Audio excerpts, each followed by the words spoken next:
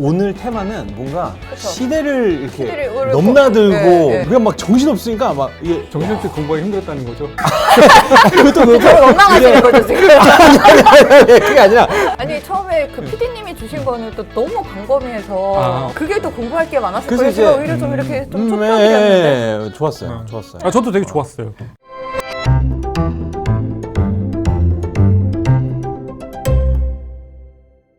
이제 본격적으로 스트라빈스키에 대해서 이제 얘기 나눠보겠습니다. 우리가 흔히 알고 있는 러시아 작곡가 하면 작품 하면 보통 대부분은 19세기 말부터 작곡된 작품이 아마 좀 많을 것 같아요. 그리고 이제 그에 따라서 당연히 이제 거론되는 게 러시아 5인조 천재 작곡가 5명이 있는데 림스키 코르샤코프, 무소로그스키, 보르딘이라는 작곡가, 세자르 교이, 발라키레프 대표적인 작품들이 뭐가 있어요? 발라키레프 같은 경우는 아니, 중앙 저도 잘 몰라요. 발라키레프 그냥 러시아 5인조로 아, 우리 통째로 가잖아요. 발라키레프 같은 경우는 피아노 작품이 뭐가 좀 있고요. 학교 세우고 막 이런 사람으로 뭐 그다음에 세자르 아까 말씀하신 예. 세자르 퀴는 작곡가라기보다는 좀 이렇게 음악 평론을 더 많이 했고요. 사실 이 발라키레프가 이 5인조를 결성을 했죠. 차이콥스키도 네. 사실 동시대 동시대에 사람인데 활동을 했는데 아웃사이더라 그래요. 하나 어쨌든 잘- 딸을 당했죠. 그 5인조가 차이콥스키를 안 껴줬던 네, 이렇게 민속 선율들을 그쵸, 5인조는 그쵸, 그 네. 민족주의를 지향을 했는데 네. 차이콥스키는 차이콥스키는 이렇게 서유럽 거의- 쪽의 네. 그런 전통을 갖다가 더 추구를 하니까 지금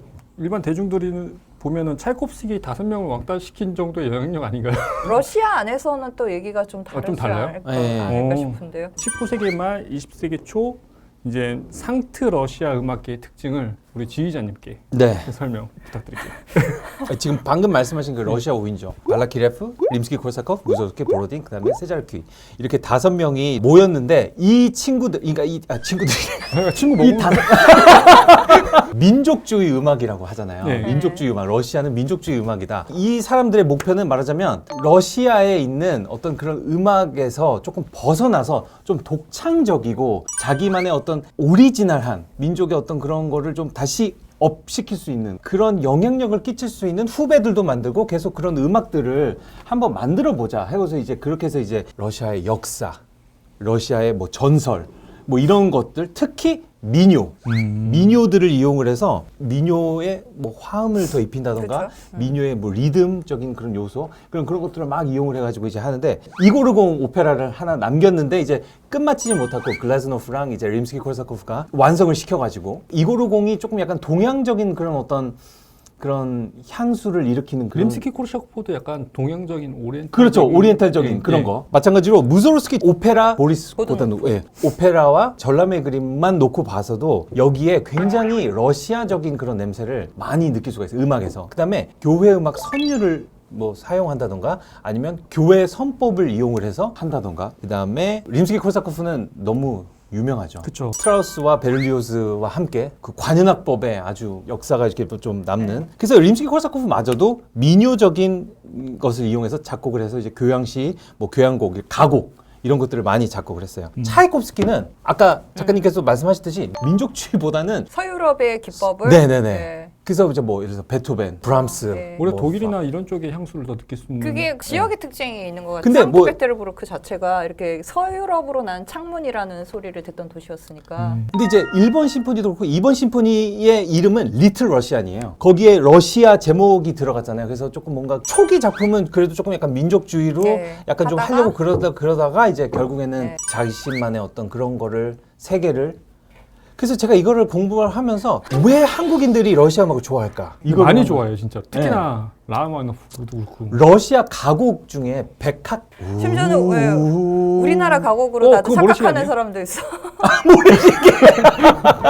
뭔가 애잔하고 깊이가 있고 뭔가 슬픔이 있고 뭔가 러시아인들의 감성과 한국인들의 정서가 뭔가 코드가 좀 잘 맞는 거가 아닌가. 특히나 지휘자님도 거의 러시아 작곡가들 작품이 굉장히 프로그램에서 많이 들어가는 걸로 아니 근데 느껴지는데. 실제로는 제가- 그 러시아에서는 유학 안 하셨잖아요. 아 전혀 안 했어요. 네, 그런데 독일하고 미국 다녀오셨는데 러시아 음악 그냥 근데 제가 얼마 전에 의도치 않게 라흐마니노프도 하셨고 예. 그리고 드보르작도 두보르작 정작 공부한 데 빼고 그 스트라빈스키는 우리가 이제 흔히 알고 있는 모차르트나 베토벤과 좀 다른 성장 과정을 좀 거쳤어요. 피아노를 이제 19살 때부터 시작했다고 하는데 저도 한 17살 때부터 시작하긴 했거든요. 그랬다. 스트라빈스키. 스트라빈스키보다 심지어 2살 일찍 시작했네. 그러니까 근데 어떻게 또 아버지는 이제 가수였었다고 네, 하고 맞아요. 스승이 또 림스키 콜샤코프. 평범하지 않은 이제 스토리를 좀 갖고 있는데 이런 성장 스토리 아주 자세하게 작가님께서 해주실 겁니다. 자세할지 모르겠는데 일단은 19살이 되어서야 피아노를 배우면서 이제 음악 공부를 시작을 한 건데 거기에는 사연이 있었어요. 러시아의 상트페테르부르크에서 태어났고 아버지가 말씀하신 대로 유명한 베이스 가수였는데 표도르 스트라빈스키라고 모스크바에서도 활동하고 이제 페테르부르크 그 국립극장에서도 이제 전속 가수로 활동하던 가수였는데 이분이 원래 법학을 전공을 하다가 음악이 너무 좋아가지고 성악을 나중에 전공을 해서 가수가 된 사람이었거든요. 법대를 갖다 때려치고 나와가지고 가수가 되고 나니까 이게 아닌 걸 깨달은 거죠. 그래가지고 자신의 자식들도 가무의 길을 걷지 않기를 바랬어요. 그래서 스트라빈스키가 진짜 어릴 때부터 음악을 너무너무 좋아하고 그리고 집안 분위기가 대체로 그랬을 거 아니에요. 그 아버지가 도스토옙스키랑 같이 술 마시고 음악회 다니고 시 낭송하면 옆에서 이렇게 독창회 해주고 이제 이런 사이고 그 마리우스 뿌티파라고 차이콥스키의 그 발레들 전부 다 안무했던 사람들 예, 이런 사람들이랑 같이 이렇게 화기애애하게 담소를 나누고 그게 보편적인 집에서 자라는데 예술적으로 감수성이 커질 수밖에 없잖아요. 그래서 나도 이제 음악을 하고 싶다 그랬는데 아버지가 결사적으로 말린 거죠. 너는 나와 같은 전철을 밟아서는 안 된다. 그리고서 공부를 열심히 해서 법대를 가서 법학자가 되어라. 아버지가 되게 권위적인 사람이었대요, 거기다가. 그래서 하는 수 없이 아버지가 살아계신 동안 법학을 공부를 했는데 법대를 들어갔을 때에 림스키 콜사코프를 만난 거예요. 아버지랑도 친구고 스트라빈스키가 나 음악을 배우고 싶다. 제자로 받아주시면 안 되겠냐고 이제 가서 간곡하게 청을 드렸는데 림스키 콜사코프도 법학을 전공하다가 때려치고 음악을 하신 분이었고 자신의 친구가 말리고 있는 일을 이제 자기가 권유를 할 수가 없었고 두 번째로 그리고 세 번째로 스트라빈스키가 그렇게 음악적으로 재능이 있다고 생각하지 않았대요. 너는 아버지의 말씀을 듣는 게 좋겠다. 그러면서 법학 공부를 항상 제대로 하고 그리고 음악은 나한테 그냥 개인적으로 레슨을 받는 수준에서 만족해라. 이제 이런 식으로 계속 만류를 했던 거예요. 그래서 이제 19살쯤에 아버지가 무대에서 이렇게 갑자기 넘어져서 다쳤는데 이제 그게 상처가 악화돼서 돌아가셨거든요. 그 미망인 바로 옆에서 이제 가족들 케어해주고 버팀목이 돼줬던 게 림스키 콜사코프였어요. 이제 아버지가 돌아가시고 나서 슬픈 건 슬픈 거고 스트라빈스키는 이제 자기가 하고 싶은 걸 할 기회를 가졌다고 생각을 한 거죠. 그래서 자기 스승님을 갖다가 이렇게 설득을 해가지고는 제자로 그렇게 들어가게 됐는데 들어가고 나서도 림스키는 스트라빈스키의 재능을 그렇게 특출나다고 보지 않았어요. 그래가지고 그 사람은 자신의 수제자가 자기의 사위였던 스타인베르크나 아니면 글라즈노프 이 두 사람이 자기를 계승할 거라고 생각을 했었고 실제로 림스키 콜사코프가 죽었을 때 장례식장에서 스트라빈스키가 너무너무 이렇게 슬퍼가지고 울고 있는데 림스키 콜사코프의 미망인이 와가지고 이제 등을 다독이면서 이런 얘기를 해줬대요. 얘 너무 걱정하지 마. 우리한테는 글라즈노프가 있잖니. 이런 식으로 얘기를 했다는 거예요. 그게 인생 최악의 모욕이었다고 나중에 회고록에 적어놔요. 스트라빈스키가. 사실은 무명에 그리고 주목받지 못한 너무 늦게 음악을 시작을 했고 늦게 음악을 시작했으면서도 그리 두각을 나타내지 못했던 그 상황에서 처음으로 음악가로서 이렇게 특출난 재능을 보였던 것이 불세였는데 불세를 공연하게 된 그 결정적인 계기가 세르게이 디아기레프를 만나가지고 처음으로 이제 스트라빈스키의 재능을 인정해줬던 그런 사람을 만나면서 이제 꽃을 피우기 시작을 한 거죠. 그래서 발레리스랑 같이 파리에 가가지고는 불세를 시작을 해가지고 페트루슈카 그 다음에 봄의 제전 작품들을 연달아서 히트를 시키고 발레에서 이제 분리시켜서 그 음악 자체만을 갖고 콘서트 음악을 만들고 연주회를 하면서 음악가로서 인정을 받고 러시아 안에서보다는 사실은 파리 아니면 서유럽 그리고 나중에는 미국으로 망명을 했잖아요. 이제 그렇게 이렇게 세계 각지를 돌면서 해외에서 더 이름을 날리고 그리고 각 나라를 이렇게 다니면서도 계속해서 음악 주법이 많이 바뀌었어요. 그래서 공부하고 오셨다는 그 쉔베르크도 사실은 미국에서 만났잖아요. 독일에서 만난 게 아니라 미국의 헐리우드에 이렇게 그 망명을 했는데 이사를 갔는데 하필이면 옆집에 쉔베르크가 살고 있었던 거예요. 그 이전까지는 그 어떤 현대음악이라든가 12음 기법에 대해서 굉장히 냉소적이고 그게 음악이냐라는 많은 견지를 갖고 있었던 사람인데 갑자기 이제 쉰베르크가 사망을 한 다음에 그 사람의 음악을 내가 저평가하고 있었구나 그러면서 쉰베르크의 제자를 데려다가 가르침을 받아가지고 그 12용 기법을 자기의 음악으로 온전히 수용을 했다고 하더라고요.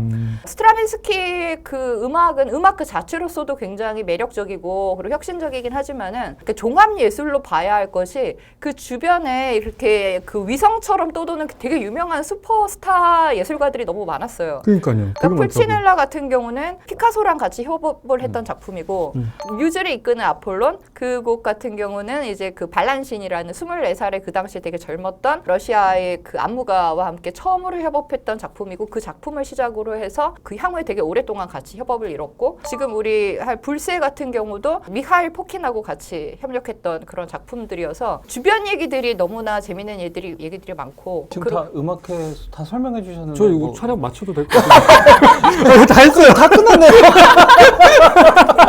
1대1이 정리를 하다 보니까 어쩔 수가 없었어요. 이거 저희한테 왜 내주신 거예요? 이거 오늘 다 말씀하셨는데 제가 준비한 거.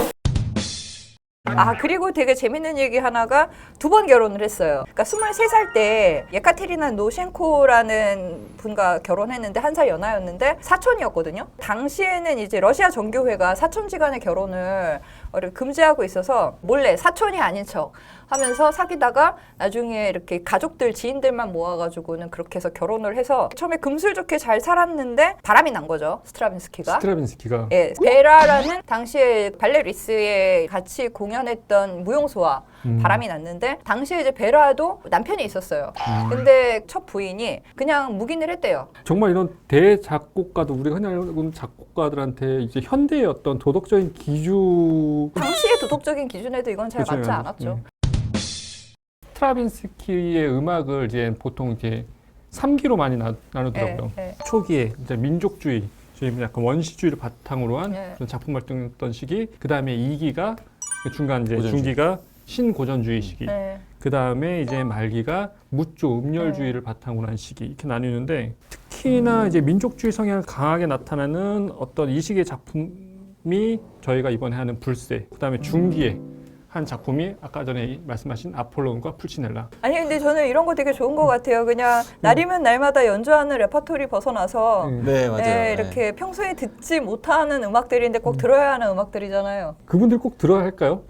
아 이거는 들으면 되게 매력적인 곡들이에요. 오히려 정말 이렇게 시기별로 너무나 뚜렷한 특징을 갖고 있는데 이 스트라빈스키의 음악적인 어떤 주요 특징, 신고전주의, 러시아 민속요소, 12음 기법 이런 모든 어려운 단어들 이런 것들을 우리 정나라 주자님 알기 쉽게 설명해 주실 겁니다. 네. 좀 특이한 작곡가예요. 왜냐면 러시아에서 태어났잖아요. 아, 저 궁금해요. 러시아 작곡가예요? 미국 작곡가예요? 러시아 러시아 작곡가죠. 태어난 곳으로. 근데 그러면 봐서. 지휘자님 태어난 데가 미국이면 미국 지휘자예요? 한국 지휘자예요? 저는 한국 사람이에요. 왜요? 저는 한국 사람이에요. 이 사람은 러시아 나중에 작곡가로 말하는 근거는 저는 그게 모국어에서 비롯된다고 생각을 그렇죠. 하는데 아. 어떤 언어를 구사를 하는가. 저는 한국어를 구사합니다. 한국 작곡가. 스트라빈스키는 20세기에 가장 영향력을 끼친 작곡가로 우리가 얘기를 하잖아요. 러시아 민속 요소 그거가 있는 작품들이 이제 아까 말씀하신 불새도 있는데 페트루슈카, 봄의 제전, 그다음에 이제 심포니가 하나 있어요. 또 스트라빈스키가 이 극음악, 그래서 병사 이야기도 이 시기에 네. 작곡이 됐어요. 림스키-콜사코프의 영향을 가장 많이 받았죠. 이런 곡들을 작곡하고. 그래서 심포니 1번에 대해서 잠깐 설명을 해드리고 싶어가지고 심포니 1번을 들으시잖아요. 그러면은 차이콥스키, 바그너, 데뷔시, 드보르작 이런 작곡가들의 영향을 많이 받는 게 너무 다 다른 작곡가들인데? 그렇죠. 이제 설명해 드릴게요. 이 차이콥스키의 음악을 들으시면은 서정적인 멜로디와 금관악기의 그 찬란한 그런 어떤 큰 북이랑 심벌처럼 같이 이렇게 움직이는 그런 네. 어떤 음악들 있잖아요. 바그너의 형식, 그 독일 음악의 형식이죠. 제가 한 가지 화성이 있으면 이게 해결을 안 해요. 이렇게 막 불협 화음이 있으면 또 다른 화음으로 끊임없이 그거를 이어져 나가는 그게 바그너 특징이거든요. 그런 거. 그 다음에 화성에 조금 약간 인상주의적인 그런 요소가 있고 드보르작의 리드미컬한 거, 선율적인 게 그냥 이게 동유럽의 이제 그런 네. 전통적인 좀 게 그런 게 느껴지는 조금 약간 고고가 이제 여기 스트라빈스키 여기서도 느껴지고 특별하게 이렇게 막 어떤 음악을 잡아서 이렇게 뗀다는 게 보다 신고준주의 때는 아까 말씀하신 풀치넬라 아폴롱이 여기서 이제 잡고 있는데 심포니 인 C라고 하는 곡이 여기서 이제 C장. 근데 이게 C 장조라고 이렇게 생각을 하시면 되는데 이 곡이 도로 시작할 것 같잖아요. C로 시작을 해요. 네. 그리고 전체적으로 음악이 우울하고 굉장히 무겁고 슬프고 막 그래요. 이때 아까 네. 말씀해주신 그 와이프가 죽었어요. 딸하고. 네. 그리고 얼마가 지나 또 엄마가 죽었어요. 네. 한꺼번에 그런 어떤 슬픔이 막 찾아와서 근데 이제 본인은 그거랑 전혀 상관없다고 그렇게 얘기를 했거든요. 이 심포니 1번하고 비교해서 한번 들어보시면 나중에 그러면 저 재밌을 것 같아요. 그 다음 시기가 이제 그 12음 기법입니다. 네. 이제 12음 기법을 이제 쉔베르크가 이제 창시를 했는데 제가 12음 기법을 설명을 하자니 이게 좀 너무 지루하실 것 같고 좀 재미가 없으실 것 같아서 네. 우리 최 PD님이 그래서 넘겼구나. 아니 왜요? 저 편집당할까 봐. 사실 이게 되게 설명하기 힘들어요. 아니 왜냐면 어려워요. 이 12음 기법을 설명하려면 무조 음악을 설명을 해야 되고 무조 음악이 뭐냐고 설명하려고 하면 조성 음악. 조성 음악을 설명하려고 하면은 이제 음계부터 해가지고 이렇게 설명해야 되는데 간단하게 이제 조성부터 이제 시작을 할게요. 조성부터 시작하면은 저는 어떻게 했었냐면 0, 도가 0이고 C가 11이에요. 그래서 0, 1, 2, 3, 4, 5, 6, 7, 8, 9, 10, 11 그래서 도에서부터 C까지 한 음마다 번호를 매기거든요. 그러면 그 번호를 나열을 해요. 근데 쉰베르크는 그게 이론이 있었어요.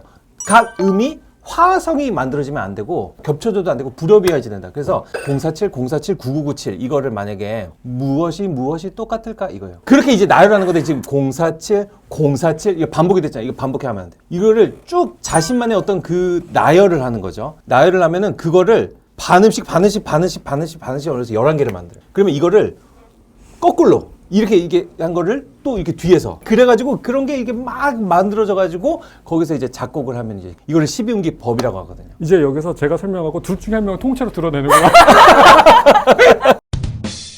그래서 저는 이제 작곡을 하셨으니까 12음기법에 대해서 어떻게 조성 음악은 특별한 우리가 알고 있는 다장조, 뭐 라장조, 라단조 이렇게 조성이 있는 음악이고 무조 음악은 이런 조성이 없는 음악을 얘기하는데 이 조성 안에서는 그 음계들이 평등하지 않아요. 우리가 네. 흔히 이렇게 도미소를 좀 주도적으로 많이 사용하고 그 나머지 음들은 이제 좀 경감이라든지 좀 다른 역할을 부여받게 되는데 이 12음 기법은 이 모든 12개의 음, 도레미파솔라 시 7개와 그 사이에 있는 5개의 반음 해서 12음인데 이 음에게 평등함을 부여를 하는 거예요.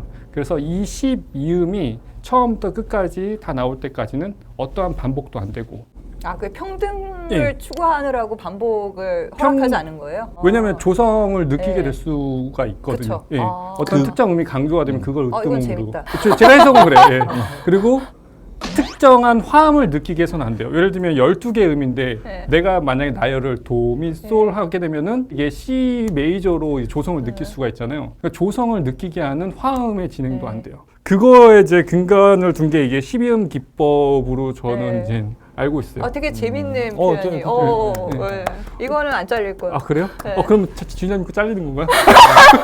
아니에요. 많이 잘려봐서 안 해. 지휘자님 마음을 알 수 있을 것 같아요. 다음에 공개본이 이제 나오면 다행히 그 작가님께서 이제 그 정도 선에서 이제 코멘트를 해주셔가지고 크게 상처받지 않고 넘어갈 수 있을 것 같아요.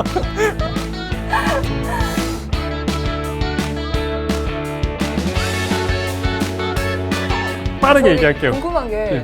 보통 무조 음악이라 네. 그러는데 조에 그렇게 계속 강세를 두시는 건 그냥 습관이세요? 어. 무조 음악 저 처음 들어가지고. 쪼 답변은 못 할 것 같아요. 무조음악. 무조 음악. 쪼음악. 사투리 아니에요? 사투리는 아니에요? 뭔가 트라우마가 계신 거. 아니 지금 사실 트라우마가 지금 생길 것 같아요.